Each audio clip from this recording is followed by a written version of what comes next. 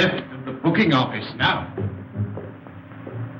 Well, Moran, Mr. Martin seems to have done his work very satisfactorily.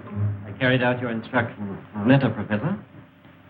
Now, Moran, let's get our bearings. That wall, I take it, faces Peldon Street. Exactly. Originally the main entrance to the station. And the lift shaft? Here, on this side.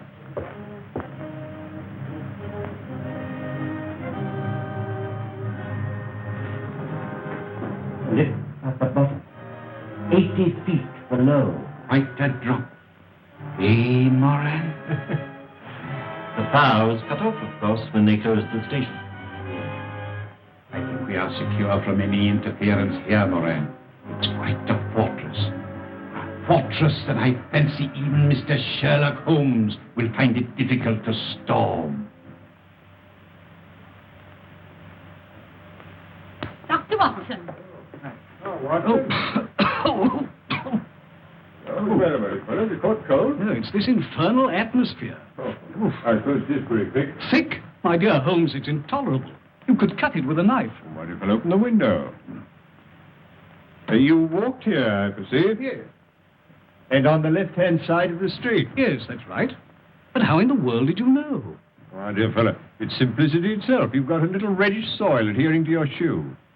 They're pulling up the flagstones in front of the Wigmore Street post office, and as the pavement is covered with that reddish soil, it's difficult to avoid treading in it. The post office is on the left-hand side of the street. Oh, of course, when you put it like that, it does sound simple. Oh, it's elementary, my dear Watson. Elementary. By the way, Holmes, I hope you've decided to take that holiday I prescribed for you. Well, up to 9 o'clock this morning, I was distinctly averse to the idea. But I've received a letter from an old friend of ours which inclines me to change my mind. I'm delighted to hear it. Who's it from? My dear fellow, I'll read it to you. My dear Holmes, I'm sending you and the doctor yet another invitation to visit me here. Believe it or not, it's 20 years since you disposed of the hound of the Baskervilles for me.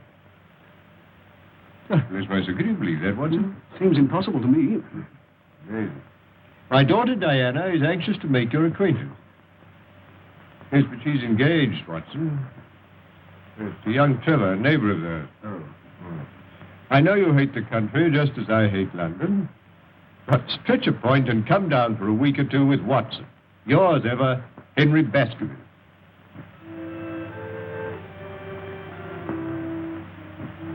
Father's asked Sherlock Holmes to come here for a few days. Why? The family hound come to life again? Oh, don't be absurd. Hello, you two youngsters. Oh, Dad, do you really think there's any chance of Mr. Holmes coming here? Well, as you know, I haven't been able to persuade him in the past. For the post, sir? Thank you, Jack. Holmes is a creature of habit.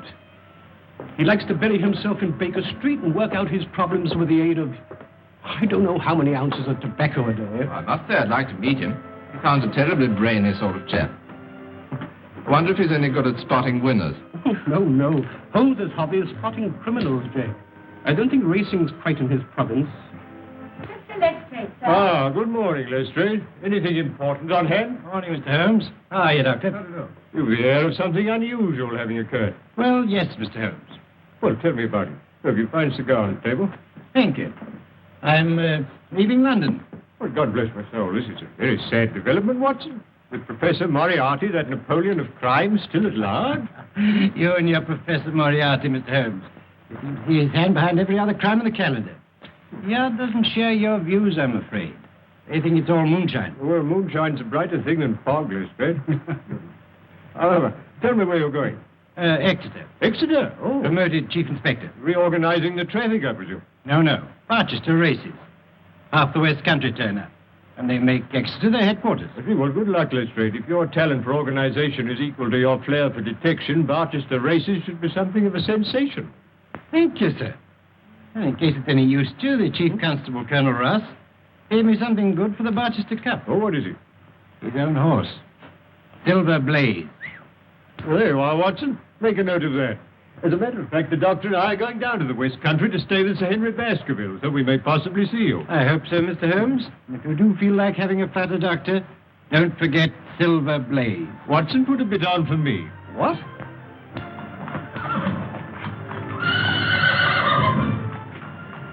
Looks fit enough, Colonel. Best horse I ever owned. Hey, Straker? You're right, sir. It'll take a good one to beat him. You fancy Lord Manston's horse, don't you? Desbury, yes, I have got a bit on him. We'll see how they stand at the betting tomorrow. There's a call over today at the Victoria Club. We'll probably hear all about it tonight. Oh, before I go, could I have a word with you alone, Colonel? Certainly. What is it? Well, I want to ask you a favor. I hope you won't mind. Could you lend me... Well, I really want £500. Monkey. That's pretty cool, isn't I'm it? in the devil of a hole, or I wouldn't ask for it. Yeah, but why come to me? Why not Sir Henry Baskerville? Well, it's to do with racing debts, and Sir Henry's terribly down on racing. Well, have you tried your bank? You've got security. Mortgaged up to the hilt. Oh, well, what about one of those financial firms? No, that's no good. I've been dealing with old Bingham. He won't spring another fiver. What, Albert Bingham, the moneylender? No, I'm sorry. There's nothing doing. Oh, well, thanks all the same.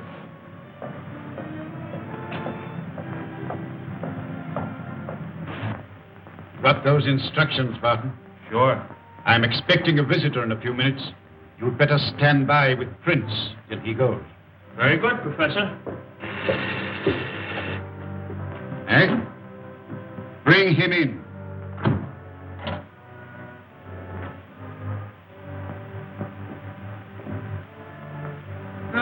Sit down, Mr. Stanford. I understand you wish to consult me. Yes, that's right. What is your business? Look here, Professor. I'm a commission agent in a big way, I'm fully aware who and what you are. Well, in that case, I'll come to the point. I've laid bets amounting to over £150,000 against Silver Blaze for the Barchester Cup, when his price was 100 to 6 against. You follow that? Perfectly. His trial yesterday proves he's a smasher, a world beater. At the call over at the Victoria Club tonight, he finished up a firm favourite at 7 to 2 against. I can't lay off anything to speak of, so to cut a long story short, if Silver Blaze wins the cup, I go out of business. I see. And you wish me to arrange that Silver Blaze does not come under starter's orders. Is that it? Exactly. I must confess that this is a somewhat unusual experience, even for me. I've had some little association with the turf, merely as a form of recreation.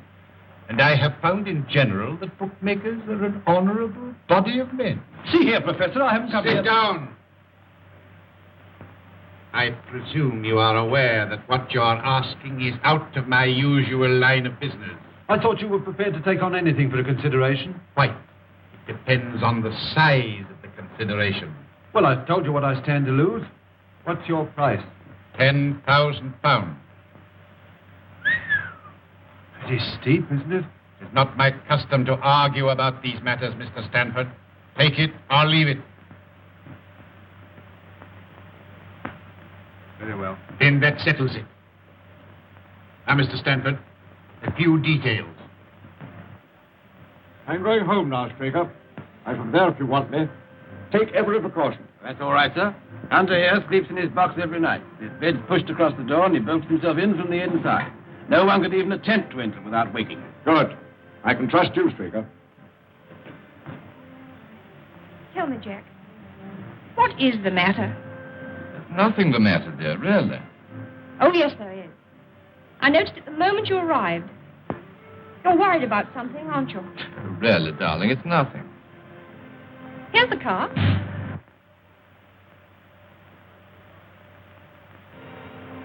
Well, here we are, Watson. Come along.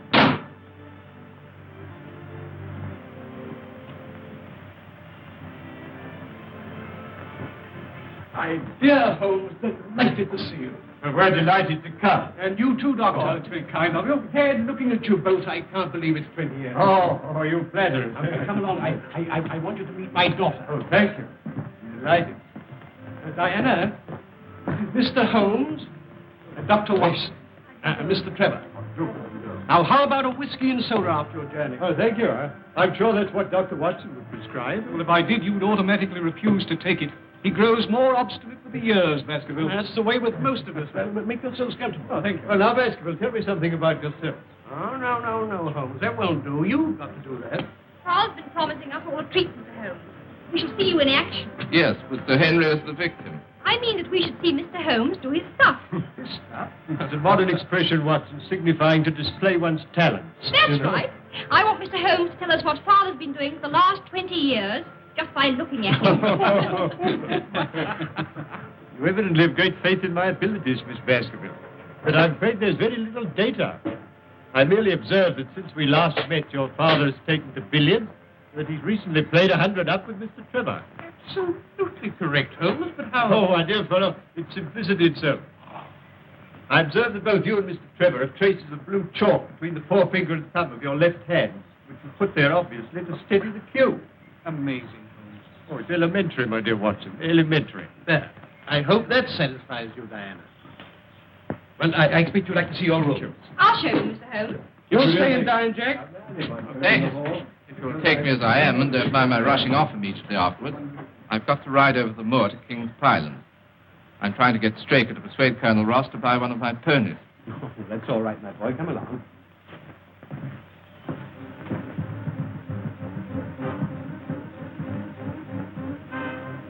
This is the place we arranged he should meet us. What's the time? It's just 8 o'clock. Here it is. You understand? Don't fail.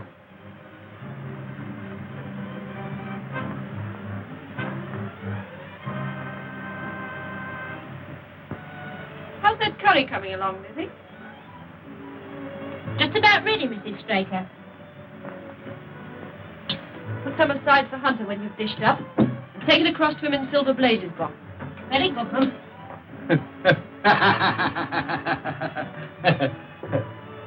Everything all right, Uncle?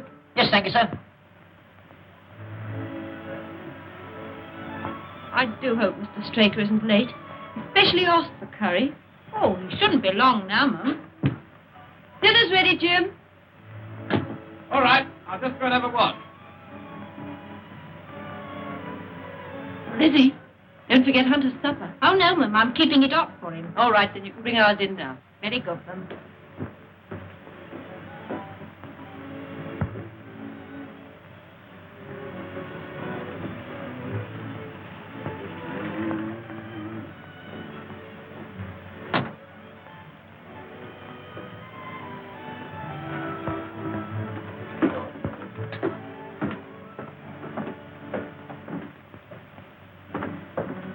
Yeah?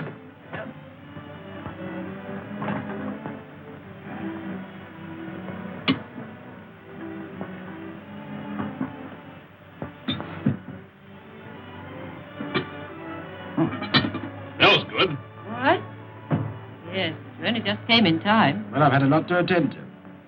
Is the Colonel coming over again before the race? He didn't say so. He seemed quite satisfied when he agreed to dine with me. Who are you sending in the horse box at Silver Blaze? I shall send Hunter, of course. And Simpson will probably follow along with us. What's the betting on Silver Blaze now? 7-2, I think it was, the last call over. Here's your supper, Ted. Thanks. Night, Ted. Bye-bye, Liz.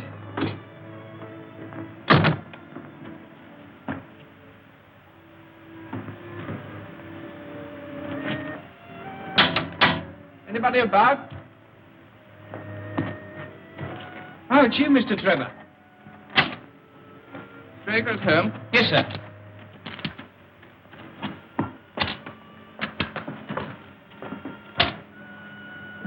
Look out for the mare for me, will you, sir? Very good, sir.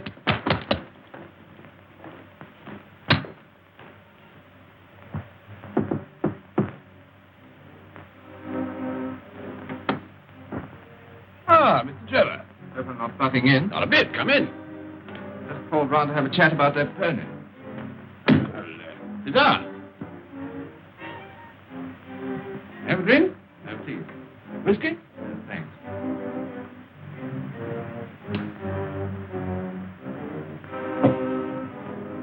Whose horse is that, Simpson? Mr. Trevor's, Ma'am. Haven't you seen him? He wanted a gardener. Oh. I suppose he came while I was in the kitchen. Well, that's really all I came about. I want the Colonel to have the first refusal. I might tell him the price I've quoted and let me know what he says. Very good, Mr. Trevor. Oh, well, never mind.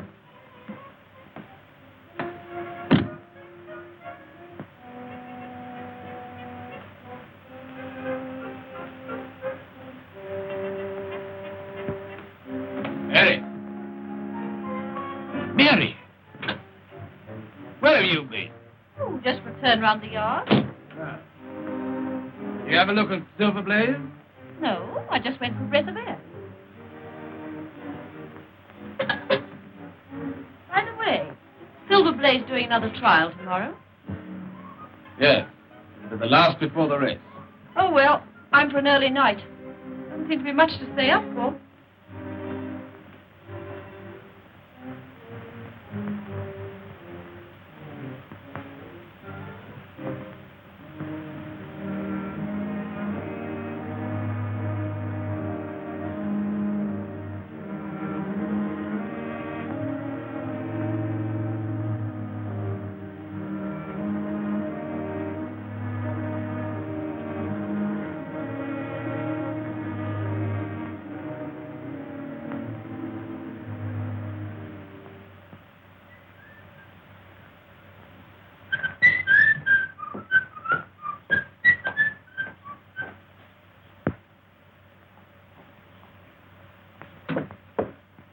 Here, Ted, wake up.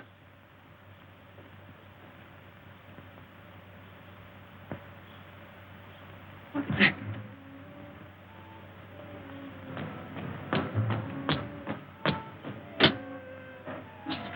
Where's the governor? Why, isn't he in the yard? What's up? Is anything wrong with Silver Blaze? He's gone. Gone? Yes, and Hunter's dead.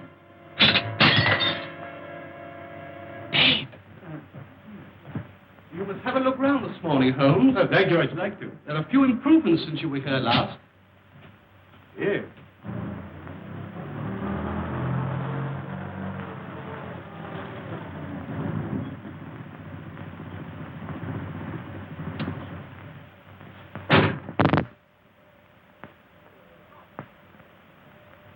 Hello, Ross.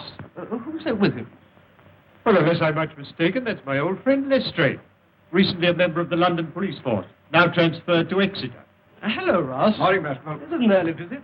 Well, Lestrade, I didn't expect to see you so soon. You are Mr. Sherlock Holmes, I presume. Yes, and this is Dr. Watson. How do you do? So I could find Mr. Trevor here. Why, yes, here is Mr. Trevor. Ah, I want a word with you, Mr. Trevor. Say, Ross, what's happened? There's the devil to pay, Baskerville. Last night, Silver Blaze was stolen. Hunter, my head lad, poisoned, and Straker has vanished. What's it got to do with Jack? That's what I'm here to find out. Well, perhaps we'd better go indoors. Come along, Ross. Now, Mr. Trevor, I'm in charge of this case, and I want to ask you a few questions. At the same time, I must warn you that anything you say may be used in evidence. You were at King's Pyland last night. I rode over from here after dinner, yes. Why were you over at King's Pyland, Mr. Trevor? See Straker about the sale of a polo pony. That all? Yes. Why? You didn't make that an excuse to try and get information from the stable boys about Silver Blaze, for instance. What the devil do you mean? Not interested in Silver Blaze, perhaps. I'm interested in the race, certainly. So are thousands of other people. Now, Mr. Trevor... just one moment, Lestrade, if you would allow me. Mr. Trevor, you say you discussed the sale of a polo pony with Mr. Straker. Was anyone else present? No. But not even Mrs. Straker? No. Quite. Now, Mr. Trevor, you said just now that you weren't particularly interested in Silver Blaze. You haven't by any chance to have your betting book on you? I think so. Why? Do you mind if I see it? It's my duty to tell you that I can't demand to see it, not now, that is, but... Yes, it is.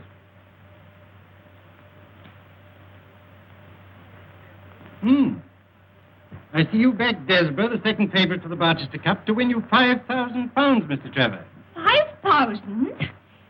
But, Jack, you told me you only had a few pounds on it. I'm sorry, dear. I had my own reasons. Before you go any further, Lestrade, may I ask if it's your intention to apply for a warrant against Mr. Trevor? Not at the moment, Mr. Holmes. It's my duty to warn him. I'm in your hands, Inspector. I won't run away. As a justice of the peace, I will be answerable to Mr. Trevor. You better stay here, Jack, while the investigation's going on. Well, thank you, Sir Henry. Very well. Now, Mr. Holmes, I may as well be frank with you. There are things in this case which completely baffle me. Really? You surprise me. I was saying to Colonel Ross that I'd be glad of your cooperation. Well, the case certainly has some points of interest. But what does Colonel Ross say? I wish to leave no stone unturned to avenge Straker and recover my horse. Very well, Lestrade, I am at your service. Thank you, Mr. Holmes. I'll be getting along. I'll see you later at King's Pyland. Really, Holmes, I must protest. You're down here to recuperate, you know. Undoubtedly, my dear doctor, but only last night you suggested a tonic. Well, here is one ready-made. Yes, please, Mr. Holmes, for my sake and Jack's. You are, Watson. That settles it. Dr. Salter, Mr. Sherlock Holmes, Dr. Watson. This is Silver Blaze's box.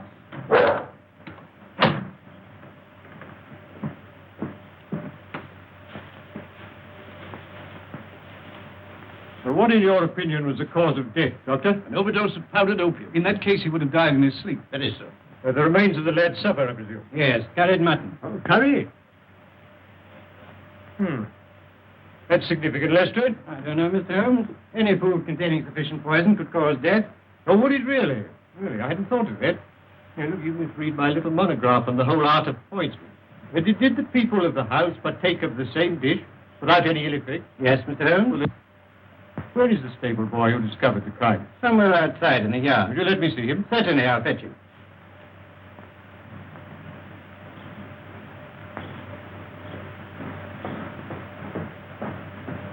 Your name, Simpson? Yes, sir. The opium has a distinct taste, does it not, Doctor? Yes, not unpleasant, but quite distinct. Oh, quite. I thought so.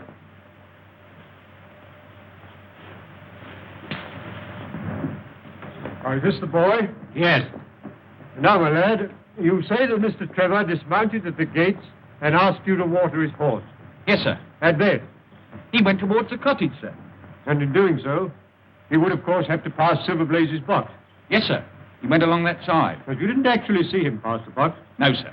I had my back to him. Yes. Thank you, that'll do. You can go back to your quarters. Very good, sir. Would you like to question Mrs. Straker, Mr. Holmes? Not at the moment. But by the way, Colonel, there's another training stable. Quite close, I believe. Yes, Capleton. Silas Brown trains Lord Manston's horses there. Lord Manston's Desborough's second favorite. Yes. Ah. Then, with the exception of Baskerville Hall and Trevor's place, your only neighbor would be Silas Brown. Yes. I phoned Brown at once on the discovery of a crime. He knows nothing. Oh. Oh, there's nothing to connect Mr. Trevor with the Capleton stable. Nothing. By the way, Colonel, have you an old shoe of Silver Blaze? Yes, here.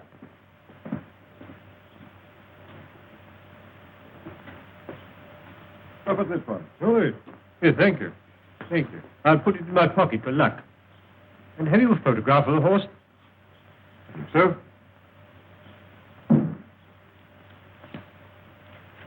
Is this too? Perfectly. Thank you.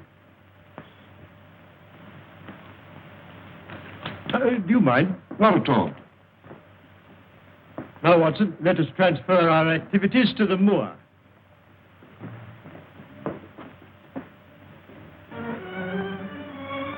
That building on the skyline, I presume, is Capleton. Yes.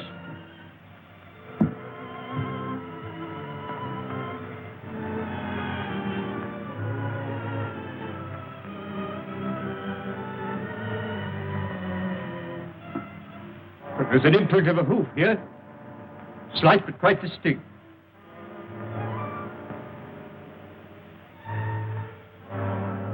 An exact fit. And here a footmark. What's that? Watson. It's Straker. Obviously, he followed the thief, caught him up here. There was a struggle. He paid with his life. And here's the torch he used to take the horse.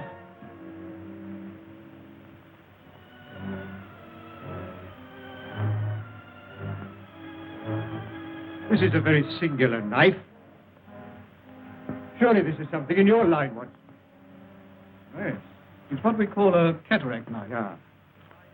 As I thought. Devised for very delicate work. It's a curious weapon for defense. Lestrade? The best you could lay hands on at the moment, I suppose. Yes. Yes, very possibly. No trace of blood, I presume.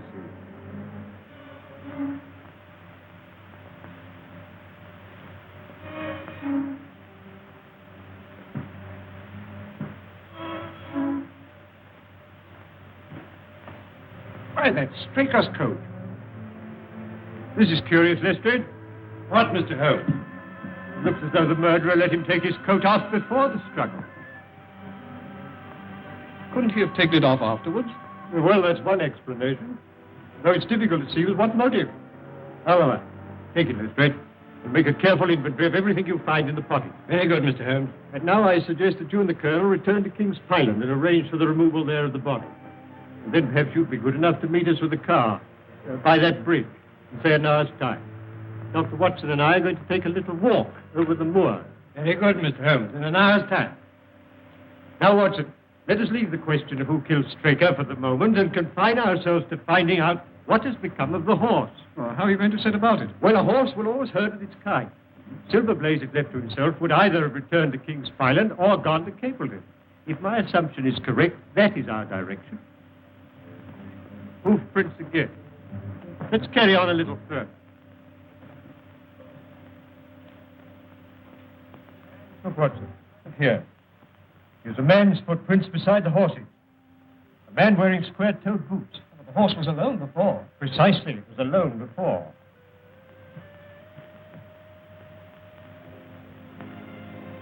And here we are. Here's the same footprint. This time they're coming from Capleton. Yes, let's follow the trail. Looks in the pink, doesn't it? Yes, ready for anything. Aren't you desperate? Let's see. What is in the betting today? 5-1, second favourite.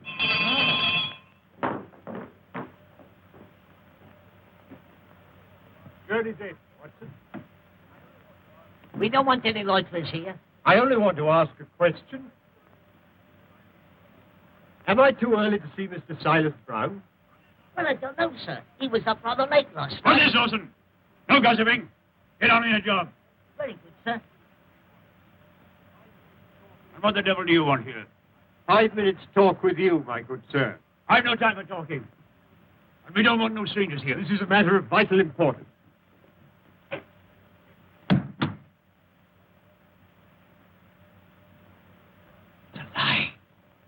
Bye. Very well.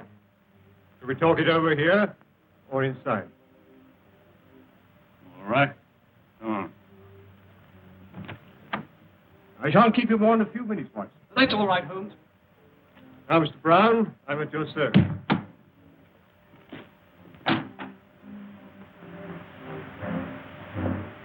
Well, I'm glad you realize that it's no use trying to bluff me.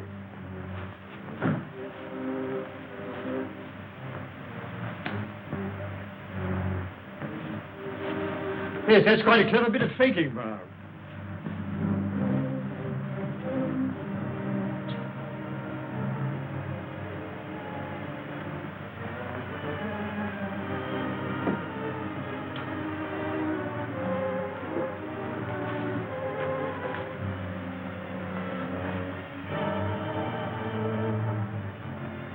But don't give me away.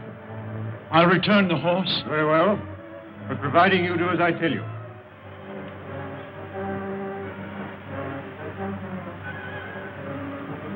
Now, Brown, no tricks. You understand? I understand, sir. Your instructions shall be carried out faithfully. Very well. Guard him night and day. And engage a special detective escort when you take him to Barchester. I will do everything you say, sir. The horse shall be there. Very well. But remember... You may trust me, sir. Yes. Yes, I think I can.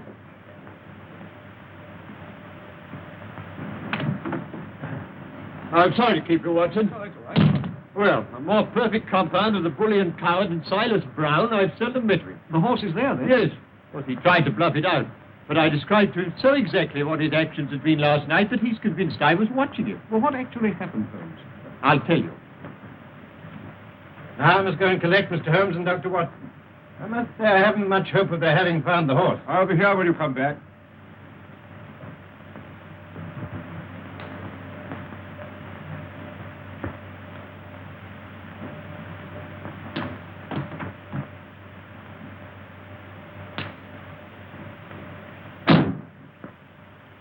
Surely Brown was running a tremendous risk. Oh, my dear Watson, Silas is an old horse faker.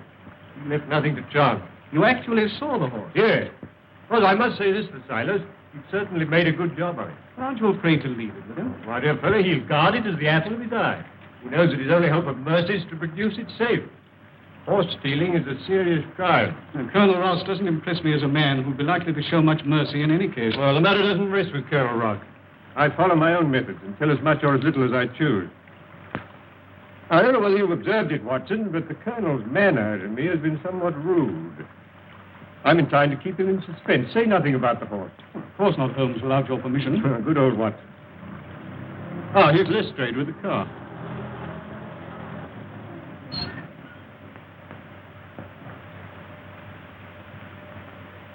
Well, Mr. Holmes, seen anything? Yes, we've seen some very interesting things, Lestrade. Boots. Boots? Yes, square-toed boots. Where now, Mr. Holmes? Baker's Cottage, please. I hope Mr. Holmes won't be long. I want to phone the story through in time for the 6 o'clock edition. Mr. Holmes, I represent the Western Mail. I understand you're taking up this case. No, certainly not. I'm just Holmes the busybody, retained by the police to supply their deficiencies. Oh, Inspector, there are several points upon which I should like to ask your advice. I must consider whether I don't owe it to the public to scratch the horse immediately. Certainly not. I should let the name stand. My business with Mr. Holmes now is private, if you don't mind. Right you are. I've got something to go on with anyhow. Good day, everybody. I'm very glad to have had your opinion, sir. Well, Doctor, have you made your examination? Yes. Straker was killed by a savage blow from some blunt, heavy instrument delivered with enormous force. Lestrade, let me see his coat. You have it there. Yes, here it is. Thank you. I presume you made the inventory I asked for. Don't ask me, Mr. Holmes.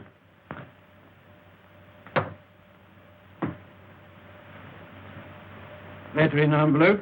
London postmark. Pipe. Briarwood pipe, Lestrade. Pouch. Pouch of sealskin. Matches. Yeah, fine. Telegram.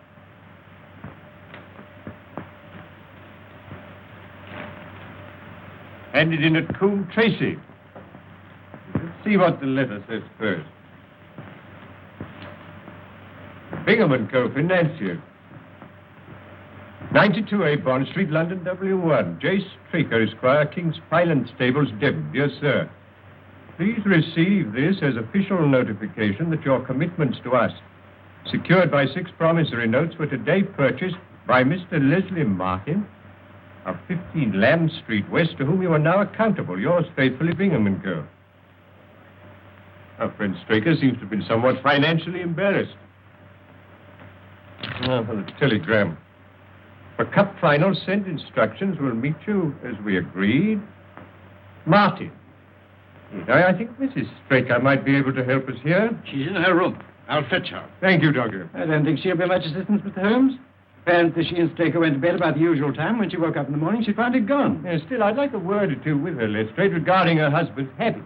No one like a wife, I'll tell you that. Watson? Yes, quite. You remember I have these, Lestrade. Pray don't think it a liberty. Not at all. You're welcome. I see nothing in them. I see no more than you. But I've trained myself to notice what I see.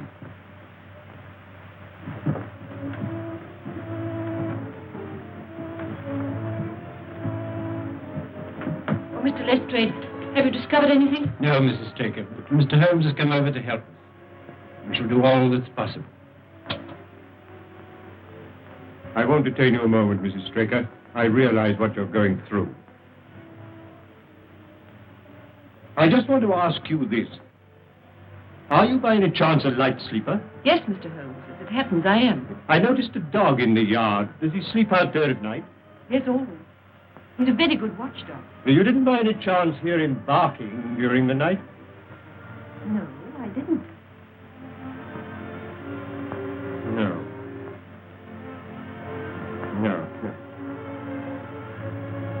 Just one other thing. Was your husband interested in football?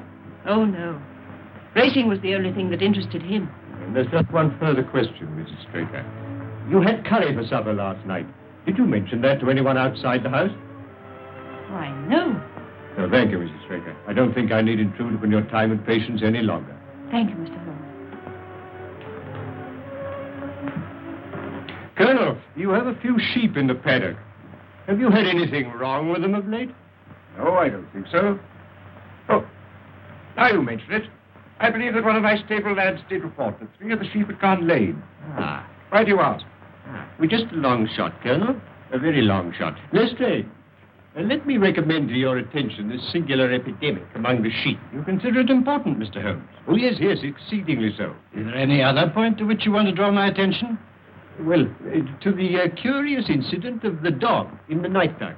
The dog was perfectly quiet in the night. Curious incident? Oh. Well, I'm going to Baskerville Hall. Will you be following? Yes, very possibly, Lestrade.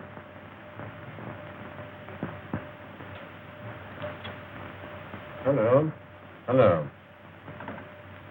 Could you please give me Coombe Tracy Post Office? Yes, I'll hold on. Coombe Tracy is a small village, is it not? Yes, just a hamlet.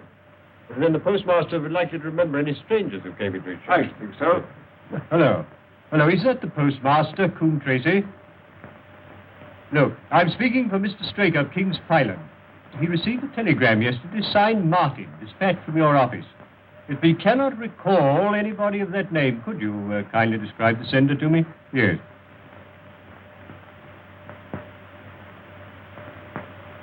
Oh, there were 2 of them. Oh. Yeah, I see. Thank you. I'm very much obliged to you. You think the telegram's important? Very much so, Watson. Well, au revoir, Colonel. We've had a charming little breath of your beautiful Dartmoor air. Then you despair of arresting the murderer of James Straker. Well, there are certainly grave difficulties in the way, but I've every hope that your horse will start, and I beg you'll have your jockey in readiness. And you've nothing definite to tell me? When we meet at the races, Colonel.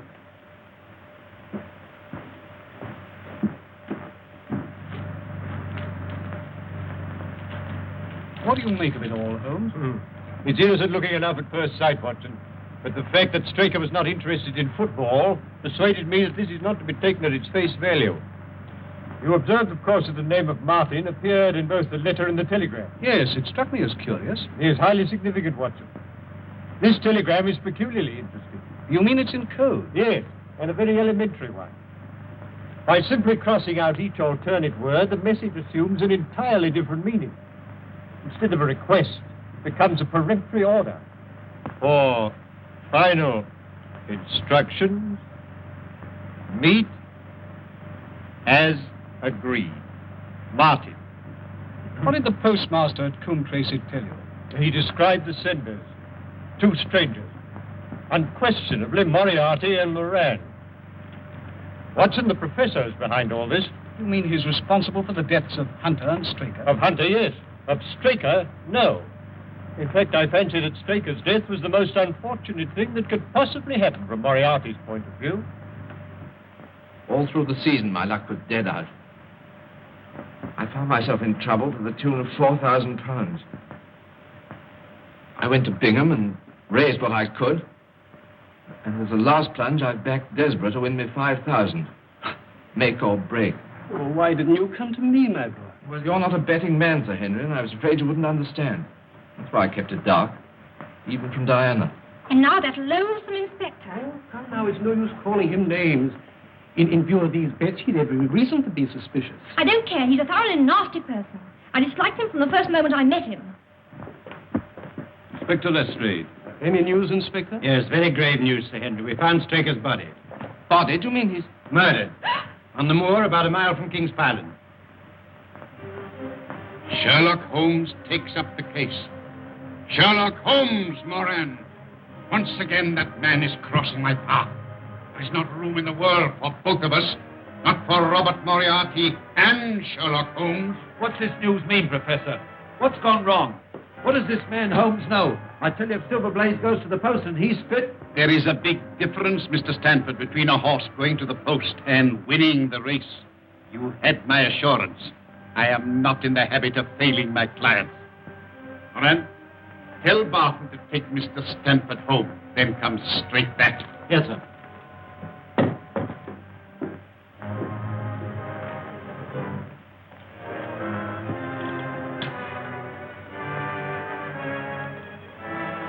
Prince, it's now 4 o'clock. Have the car ready in 15 minutes. Very good, Professor. Are we out for a long run? Yes, we've got to be back in Devon well before midnight. And Prince, We'll need the gun. Okay.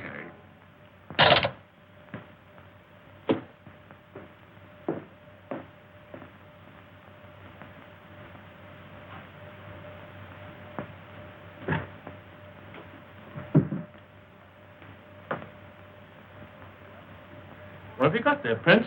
Oh, you haven't seen this little gadget before, have you? No. You hadn't joined us when it was last used. Let's have a look.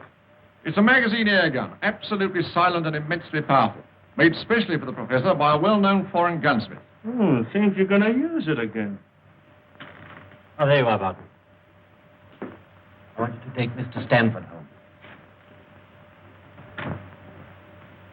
Yes, we're in deeper waters than you think, Lestrade, but we must take the case one step at a time. Now, I've progressed so far, I'm glad to say, as completely to exonerate Mr. Trevor. You've got to convince me, Mr. Holmes. I've every hope of doing so. Now, you will agree that Hunter was murdered in order that the horse could be stolen. Exactly, we all know that. When I examined the remains of Hunter's supper, I remarked on the fact that it consisted of curry. Yes, but I still don't see. Well, perhaps I could help you, you see. And one or two other things as well. That was the first link in my chain of reasoning. Hunter was poisoned with powdered opium, and powdered opium is by no means tasteless. Well, then, Mr. Holmes, why didn't the boy notice? By no means tasteless when mixed with any ordinary dish. Curry was exactly the medium which would disguise that taste. So, you remember that I asked Mrs. Straker if she told anyone they were having curry for supper that night, and she replied, no. Yes, I remember you putting that question. Well, it's surely too monstrous a coincidence to suppose that Trevor happened to come along with powdered opium on the very night when a dish was served which would disguise its flavor. That is unthinkable, Lestrade. That certainly is a strong point. And there's a further point, even more significant, Lestrade. The silence of the dog. Though someone had been in the stable and fetched out the horse, the dog had not barked enough to arouse Mrs. Straker, who was a light sleeper. And obviously, the visitor was some member of the household. And then what do you make of it, Holmes? One thing for certain. Trevor becomes eliminated from the case. Well, I confess, Mr. Holmes, in view of what you say, I don't know what move to make. Make no move at the moment, except to assure Mr. Trevor that all suspicions of him were unfounded. You know, we're old friends, Miss Ray. I should hate to see you make such an ass of yourself as wrongfully to arrest the future son-in-law of Sir Henry Baskerville. I appreciate that. I'll speak to Mr. Trevor. Who's that taking my name in vain? Mr. Trevor. I've just had a little chat with Mr. Holmes. I'm glad to say that he sees eye to eye with me. You quite understand that at the commencement of this case, it was my duty to follow up any clue, however slight. I don't mind telling you now that I never seriously suspected you. Well, he can't say fairer than that, can he? Well, I'm very glad you feel that way about it, Inspector. Yes, I still don't see how it helps us. Who did put the opium into the curry? Who did steal the horse and kill Hunter and Straker? My dear Lestrade, it's a capital mistake to theorize before you have all the evidence. It biases the judgment. Then you're not going to tell us anything, Mr. Holmes? Well, not at the moment, Miss Baskerville. There's one other link in the chain to be tested, and to do that, I'm afraid we must return to London tonight. Tonight? Yes, Dr. Watson and I are sorry to have to run away like this. Well, there's nothing before the midnight train from Exeter. Dinner will be ready in a few moments. You've heaps of time to dine here in comfort before you go. Well, thank you. I shall be delighted. I hope you'll stay and dine too, Inspector. Oh, thank you, sir.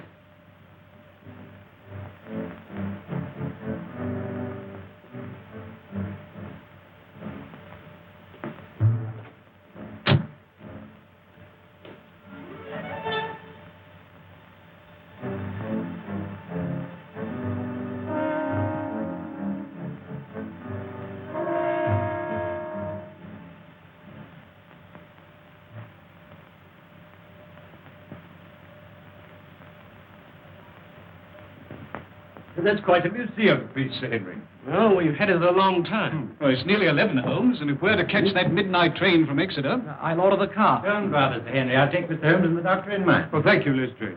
Yes, it's a pity you've got to leave us, Holmes, and I'm sorry you can't tell us any more. You're leaving 3 very puzzled people. Well, I hope to solve the puzzle for you all on Cup Day, in Colonel Ross's box.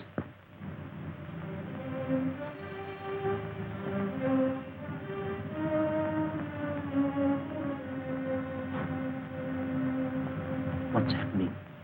I think he's going all right.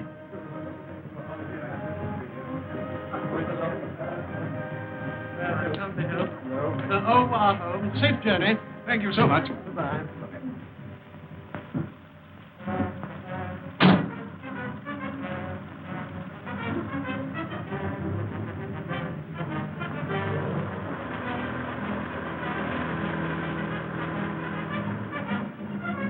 back to the car. Follow that car. When you get clear of the house, overtake her.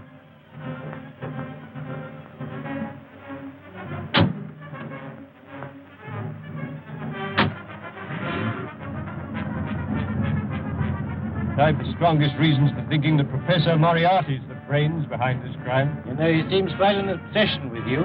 You still don't believe in the Professor? Frankly, Mr. Holmes, I do not. Another few yards, Moran, then let them have it. Oh, no. There's a car following us. Quick, down for your life.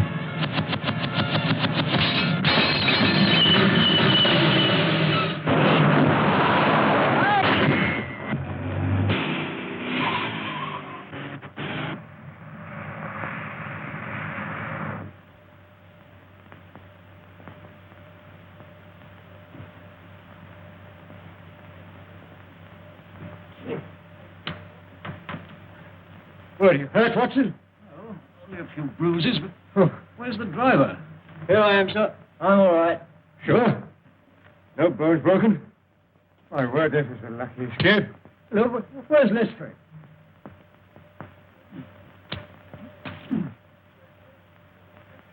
Watson, have you seen Lestrade? Lestrade!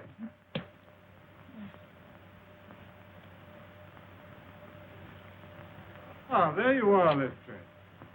Well, do you believe in Professor Moriarty now?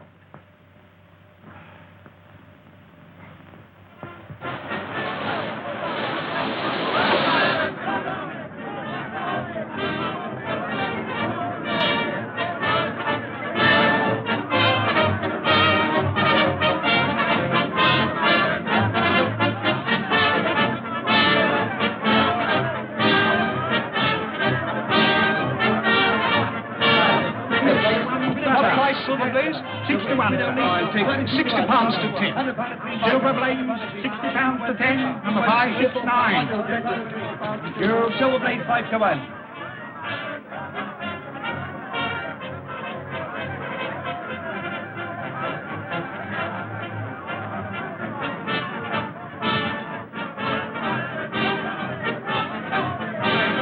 May I borrow your glasses, Mr. Holmes?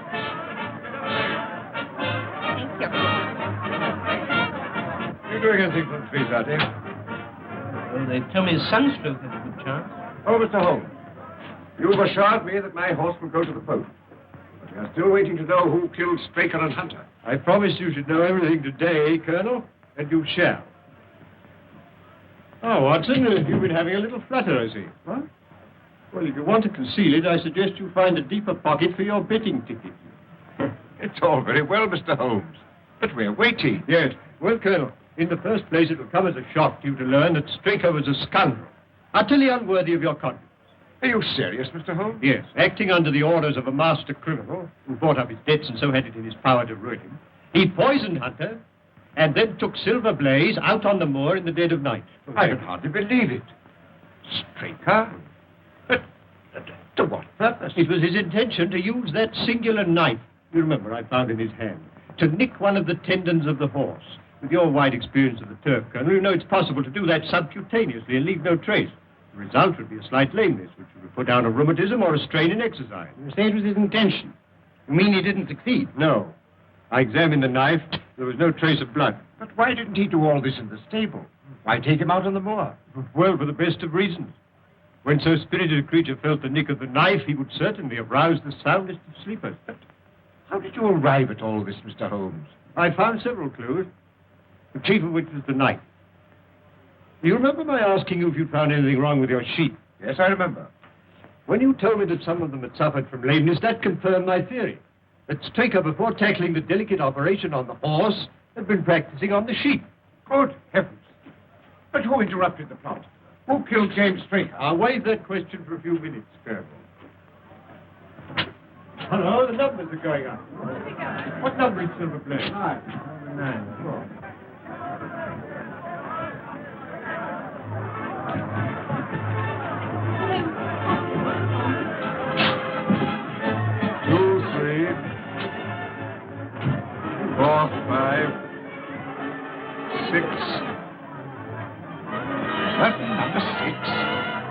my jockey's riding another horse.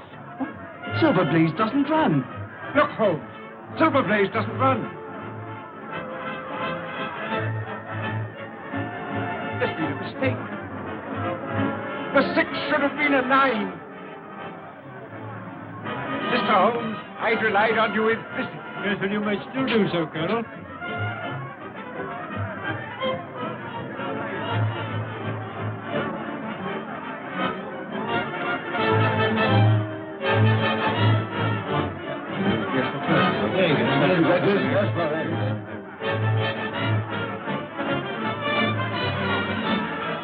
That's my horse. Yes, and that's the murderer of James Strait. What? It was a kick from Silver Blaze that killed your trainer.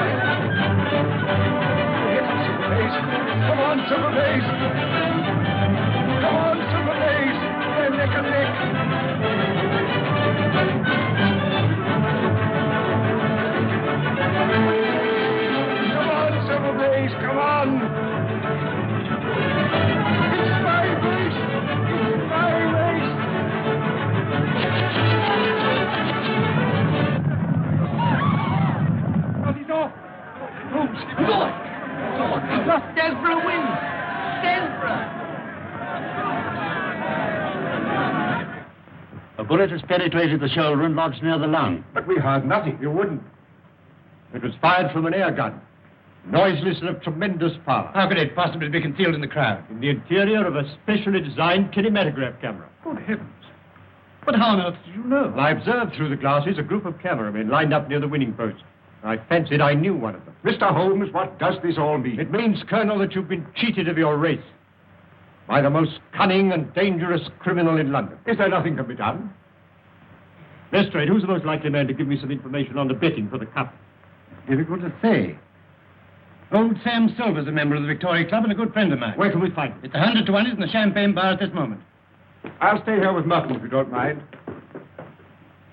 There's no question about it. Stanford had laid over £100,000 against Silverblaze and got left with it. Point him out to me. There he is, Mr. Holmes, in the dark suit and the bowler. Thank you, Mr. Silver. Watson, I want you to take particular note of that man. Not a word, Sam. Trust me. Excuse me, Mr. Holmes. You can rely on me to look after this. Yes, but I think you need a little unofficial help. Just to supplement your usual happy mixture of cunning and audacity. Is there anything I can do? Yes, my dear Watson.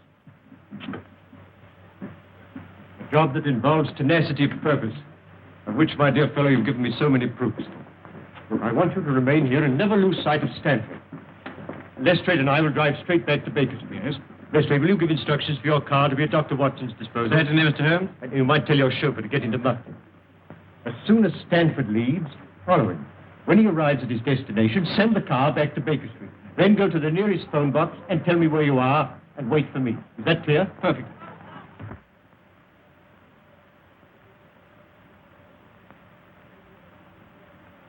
Yes, come in. Mr. Holmes, it's nearly midnight. You really must eat something. Can't I tempt you to a night's bit of haddock? My dear Mrs. Hudson, you've always been a temptation to me, but haddock at this moment is not. How about a nice sheep's head? No, thank you, Mrs. Hudson. I suggest you go to bed, Mrs. Hudson. Oh, very well, sir.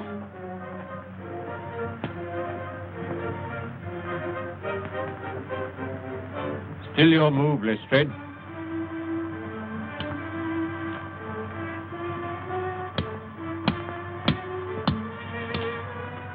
My mind's not on the game, Mr. Holmes. I wonder what has happened to Dr. Watson. Well, now, let's see. It was 5 o'clock when we left the court, and it's now... Well, now it's nearly midnight. We ought to hear something soon.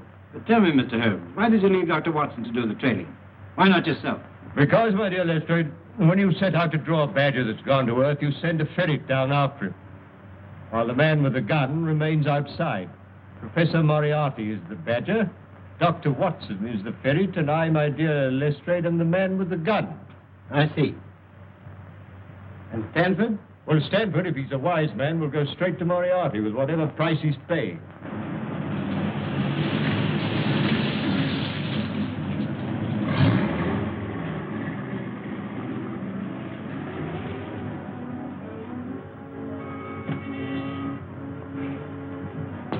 When you finish with the professor, you'll be taken back to where we picked you up. You got the necessary on you, I suppose? Yes, of course. Okay.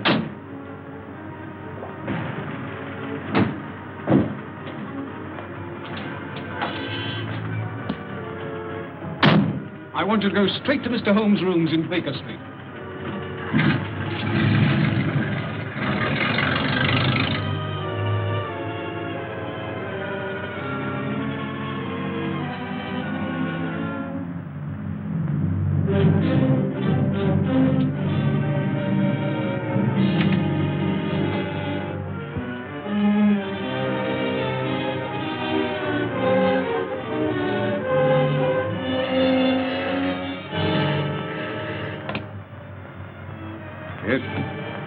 Is that you, Holmes? Watson speaking from Sladen Mills.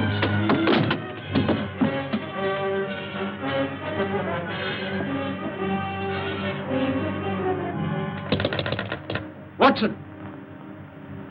Quick, Lestrade, there's something wrong. They've got Watson. Inspector Lestrade chauffeur, sir. Good. Drive us to where you dropped Dr. Watson. Right.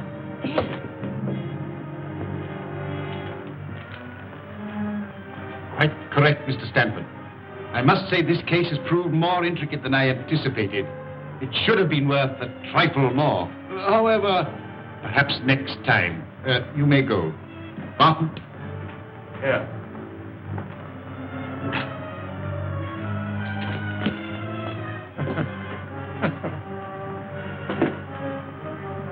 Next to Mr. Holmes himself, I don't know anyone who'd be more welcome.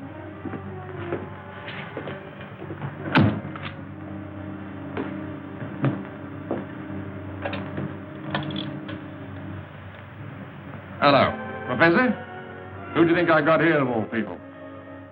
No. Dr. Watson. Eh? Watson, did you say? Dr. Watson? What are you doing here? Moran. Yes. Yes. Caught him prowling around the yard. Shall I bring him in? No, not just yet, Prince. I leave him alone with his thoughts for a while. Nothing like a little suspense. I imagine that 3 weeks' wait for the hangman is infinitely worse than the final interview. Eh, Moran?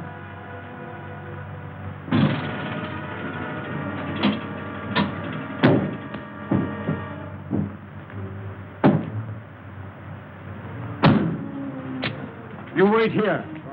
Come, Lestrade. This is the Mews.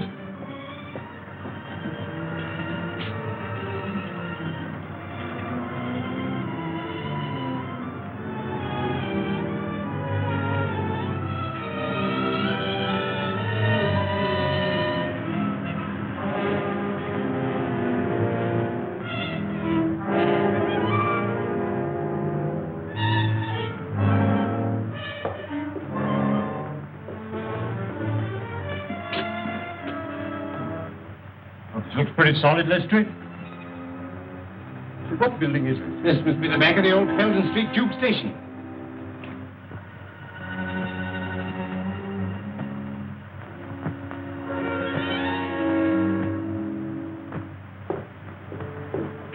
What are you going to do, Mr. Holmes? Drive straight to Scotland Yard. And then? The headquarters of the London Transport.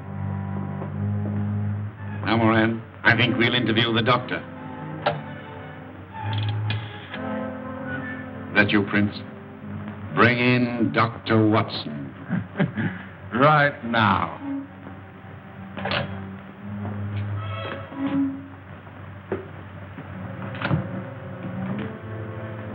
Now then, Doctor.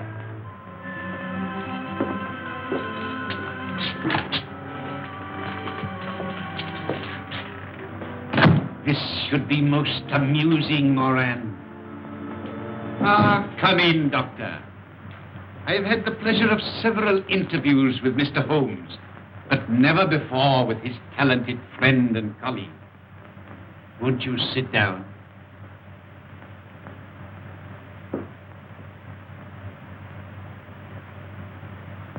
May I ask what you are doing in this neighborhood? I'd good reason to think it was your neighborhood, Professor. Really? As a matter of curiosity, may I ask you how you got here? By following Mr. Holmes' instructions. I see. Then I'm afraid it's going to prove rather unfortunate for you, Doctor. I have not taken these somewhat elaborate precautions to conceal my whereabouts in order to have you report on the subject to Mr. Holmes. You mean I'm going to have some difficulty in leaving? Oh, no, my dear Doctor. Oh, dear, no. There will be no difficulty about that. But you will leave by the way I shall indicate. I will explain to you, Doctor.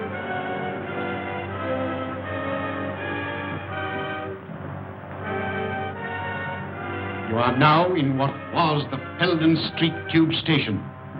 Behind that panel is the lift shaft.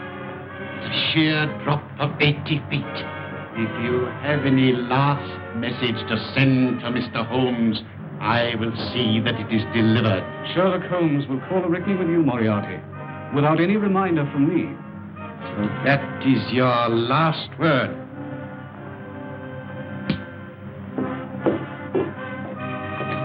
Very good. I will now remove the panel and wish you a swift journey.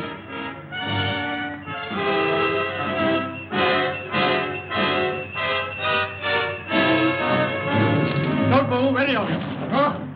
Holmes! Except you, my dear Watson, who I'm sure will be more comfortable with us. You must excuse me for trespassing on your private property. I've had the lift put in order again. You clever... No compliments, please. I arrest you, Robert Moriarty. On what charge? For being concerned in the murder of the stable boy, Edward Hunter. And for an attempt on the life of Mr. Sherlock Holmes, Dr. Watson, and... That'll do to go on with, Lestrade. When the professor has answered to those charges, there will doubtless be a number of others to occupy his attention. Listen, Holmes. There's no prison can hold me. No, I almost wish that were true, Professor. Life would be very dull without your activities. Watson, might I trouble you for a match? I think our quiet rest in the country has been a great success. Holmes, blast you. Well, it's the most amazing case we've ever solved, Holmes. Elementary, my dear Watson. Elementary.